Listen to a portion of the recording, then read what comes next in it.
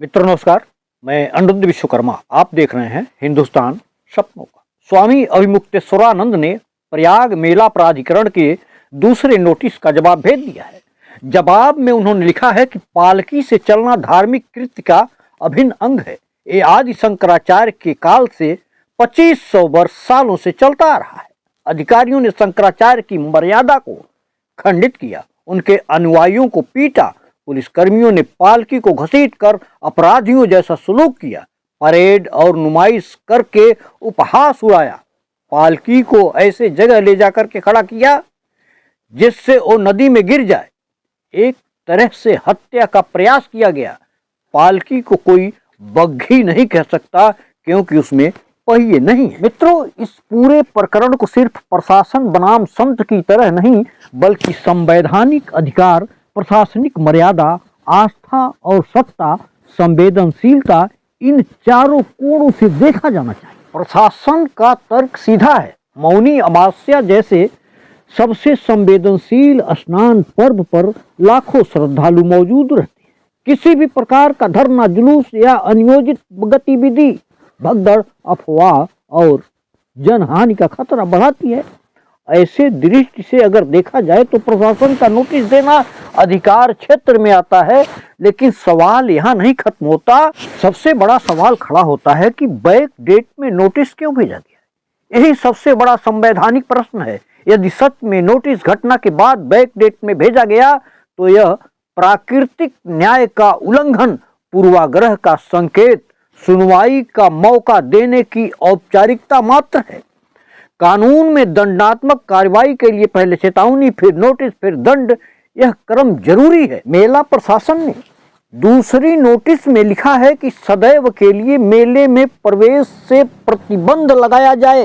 यह दंड अत्यधिक कठोरतम सजा की श्रेणी में आता है। किसी आतंकी या हिंसक अपराधी पर भी आमतौर पर ऐसा अस्थायी प्रतिबंध नहीं लगाया जाता है, जबकि आरोप केवल शंकराचार्य पर व्यवस्था बाधित करने का है।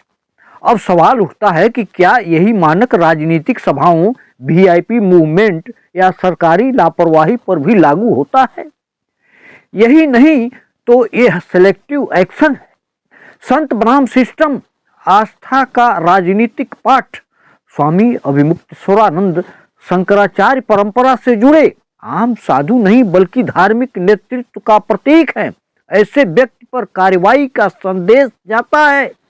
आस्था अनुशासन में रहे, लेकिन जनता इसे कहती है सरकार को चुनौती दी तो कुचल दिया जाएगा। मित्रों, यहीं से यह मुद्दा प्रशासनिक से राजनीतिक हो जाता है।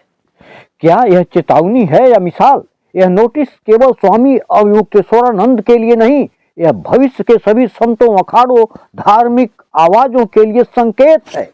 संदेश साफ है। मेले में वही बोलेगा, वही बैठेगा जिसे सरकार अनुमति देगी। यह लोकतांत्रिक असहजता पैदा करता है। इस पूरे मामले में यूं देखा जाए तो प्रशासन को व्यवस्था का अधिकार है, लेकिन अधिकार दमन में न बदले।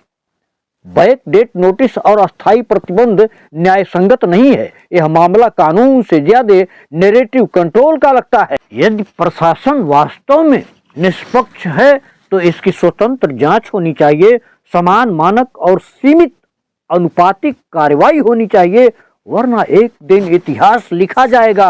प्रयागराज में समस्या भीड़ नहीं थी, समस्या असहमति थी। शंकराचार्य स्वामी अभिमुक्तेश्वरानंद को सरकार की ओर से बैन करने जैसी चेतावनी दिए जाने की बात को केवल एक प्रशासनिक कदम नहीं माना जा सकता, बल्कि कई संवेदनशील और गहरे स्तरों पर देखा जाना चाहिए। इसे समझने के लिए अलग अलग नजरिए की जरूरत है। संवैधानिक व लोकतांत्रिक नजरिए से देखा जाए तो भारत का संविधान अभिव्यक्ति की स्वतंत्रता अनुच्छेद 19 और धार्मिक स्वतंत्रता अनुच्छेद 25 देता है। शंकराचार्य कोई राजनीतिक दल नहीं बल्कि सनातन परंपरा के सर्वोच्च धर्माचार्य माने जाते हैं।